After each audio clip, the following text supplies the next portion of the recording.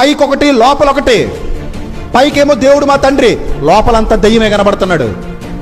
పైకి మాత్రం దేవుడే మా తండ్రి, దేవుడి కోసం మేము ఇచ్చేసేస్తున్నాం, దేవుడి కోసం మేము మహాకార్యక్రమాలు చేసేస్తున్నాం, దేవుడి కోసం మేము యుద్ధాలు చేసేస్తున్నాం, దేవుడి కోసం మేము ర్యాలీలు చేసేస్తున్నాం, దేవుడి కోసం మేము పోరాటాలు చేసేస్తున్నాం, దేవుడి కోసం మేము కోర్టులకు వెళ్ళిపోతున్నాం, దేవుడి కోసం మేము ఫేస్బుక్లో కొట్టుకు చచ్చిపోతున్నాం, దేవుడి కోసం మేము సభలు పెట్టేస్తున్నాం, దేవుడి కోసం మేము డబ్బులు ఇచ్చేస్తున్నాం, దేవుడి కోసం మేము కానుకలు ఇస్తున్నాం, దేవుడి కోసం మేము ఎంతో చేస్తున్నాం.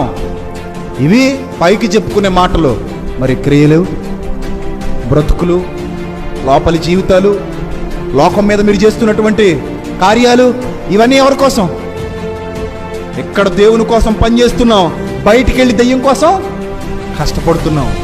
చర్చిలో దేవుని స్తుతిస్తున్నాం, బయటికి వెళ్ళి దెయ్యపు కార్యాలన్నీ జరిగిస్తున్నాం.